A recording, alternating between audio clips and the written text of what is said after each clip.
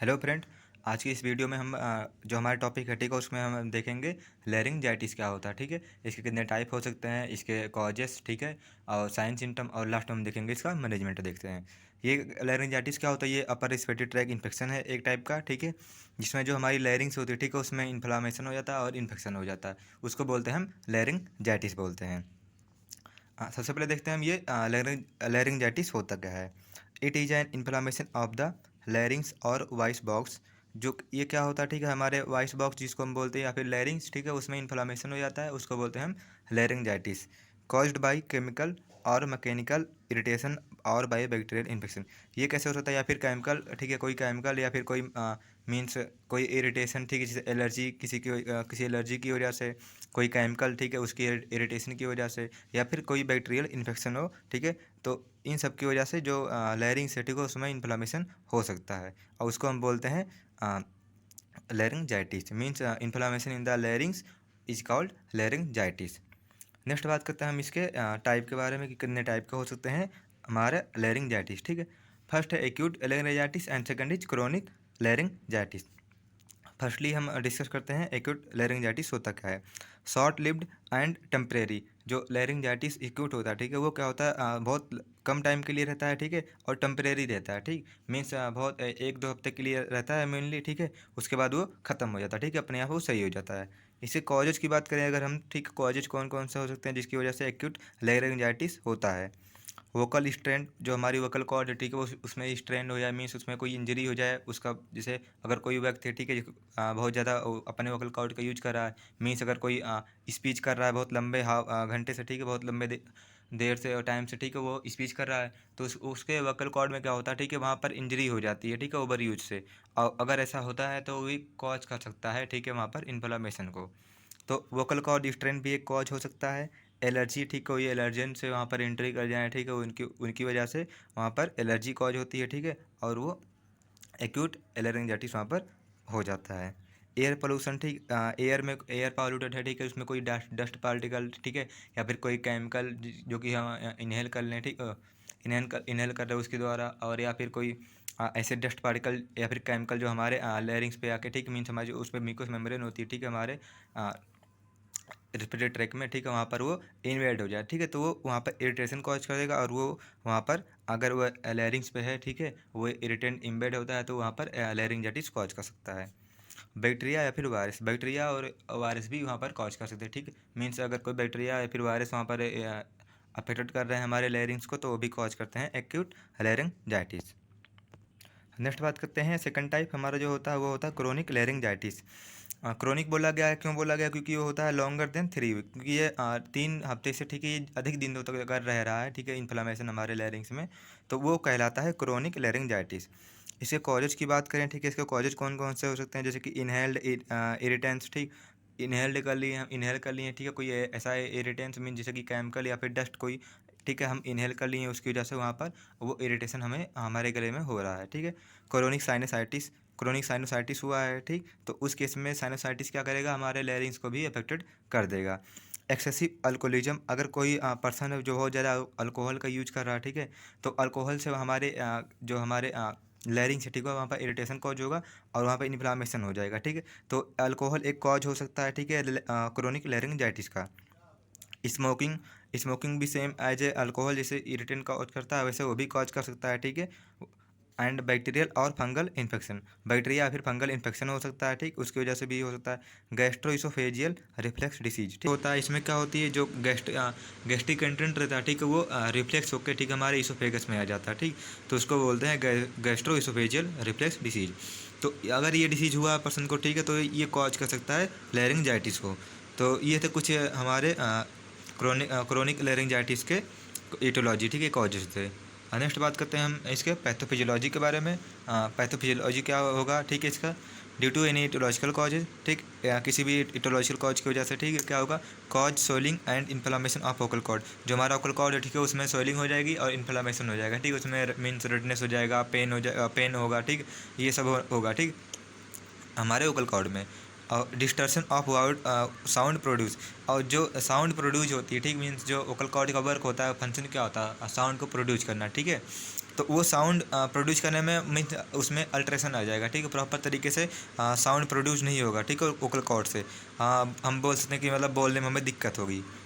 Voice sound horse, ठीक, इससे क्या होगा, जब डिस्ट्रक्शन हो जाएगा, ठीक, उसमें साउंड प्रोडक्शन में, तो उसकी वजह से जो वॉइस निकलता है, ठीक है, वो बहुत बैठा हुआ निकलेगा, ठीक। तो ये होता है लेरिंजाइटिस। मीन्स सबसे पहले कोई इटोलॉजी होगा, ठीक है, वो इंटर होगा हमारे ट्रैक में, ठीक।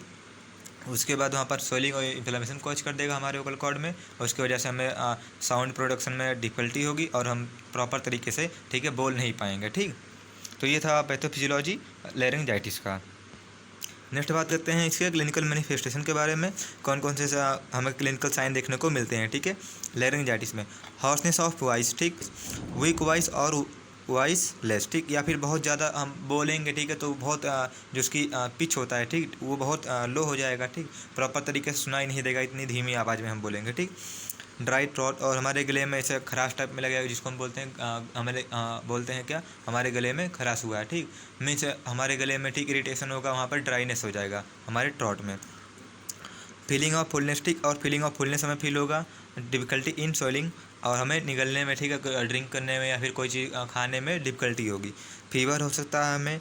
ट्रॉमा हो सकता है। ट्रॉमा क्यों होगा कि क्योंकि अगर हम कोई चीज़ हमें डिफ़िकल्टी हो रही है, स्वेलिंग हुई है, अगर उसके बाद भी हम जिसको कोई सॉफ्ट डाइट ना लेके, ठीक है, कोई हार्ड डाइट ले रहे हैं, जैसे कि जिसमें हमारे इसोफेगस को ज़्यादा वर्क करना पड़ता है, ठीक है, स्टमक तक उसको पहुंचाने के लिए, तो उसकी वजह से वहाँ पर क्या होगा, वहाँ पर इंजरी हो जाएगी, ठीक? तो ये ट्रॉमा हो सकता है।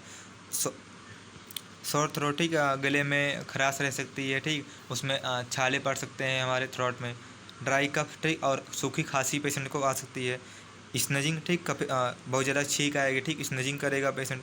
और रनिंग नोज, और पेशेंट का जो है, ठीक है, जिसको लैरिंजाइटिस हुआ है, उसको रनिंग नोज के सिम्टम देखने को मिल सकते हैं। तो ये थे कुछ साइन, ठीक है, जो कि हमें देखने को मिलते हैं लैरिंजाइटिस में।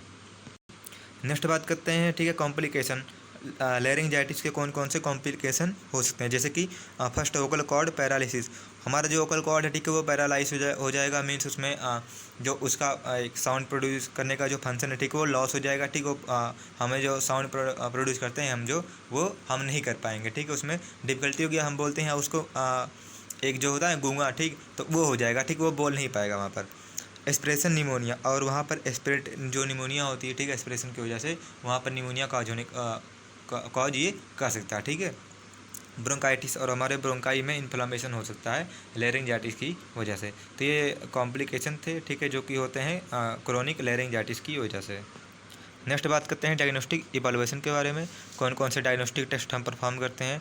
फर्स्ट है physical examination of upper respiratory tract infection, ठीक, हम एग्जामिनेशन करेंगे फिजिकल एग्जामिनेशन में कि हमारे जो रिस्पिरेटरी ट्रैक है, ठीक है, अपर पार्ट उसका, उसमें कोई इन्फेक्शन तो नहीं हुआ, ये हम फिजिकल एग्जामिनेशन करेंगे, ठीक है। हिस्ट्री कलेक्शन भी ले सकते हैं हम पेशेंट का।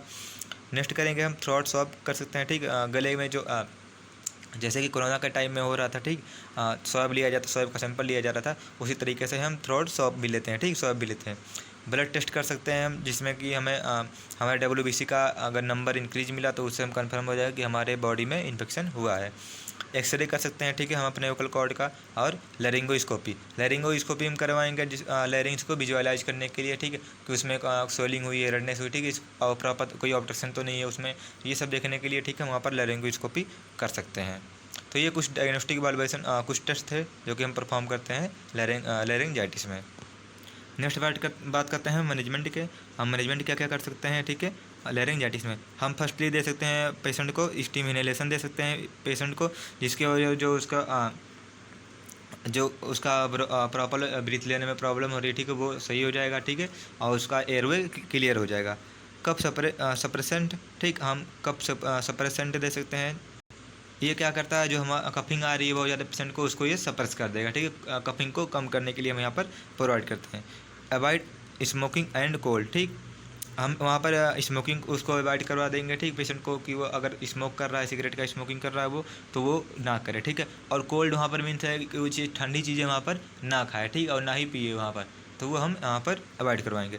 प्रोवाइड एंटीबायोटिक हम प्रोवाइड करेंगे, जैसे कि इसमें और एनाल्जेसिक आता है, ठीक, एनाल्जेसिक और एंटीबायोटिक प्रोवाइड करेंगे, जिससे कि जो वहाँ पर कोई बैक्टीरियल इन्फेक्शन हुआ है उसकी वजह से वहाँ पर पेन कॉज हो रहा है, तो वो सब कम हो जाएगा। वॉइस रिहेबिलिटेशन, वॉइस रिहेबिलिटेशन हम करवा सकते हैं। मीन्स उसकी जो वॉइस है, ठीक है, वॉइस में क्या होता है, बहुत वीक वॉइस निकलती है, ठीक है, और उसमें हॉर्सनेस आ जाता है, ठीक है, हमारे वॉइस में मूवमेंट कराते हैं हम अपने उसमें वॉइस बॉक्स को, ठीक, उस एक्सरसाइज के द्वारा हम वॉइस रिहेबिलिटेशन कर सकते हैं, ठीक है, पेशेंट का। और ह्यूमिडिफिकेशन का यूज करके, ठीक है, जो एयर है उसको हम ह्यूमिडिफाई कर सकते हैं, जिसकी वजह से वहाँ पर उसको कोई इरिटेशन उसके गले में पेशेंट के नहीं होगी। तो ये थे कुछ मैनेजमेंट, ठीक है, जो हम करते हैं पेशेंट को रिलीव करने के लिए लैरिंजाइटिस में।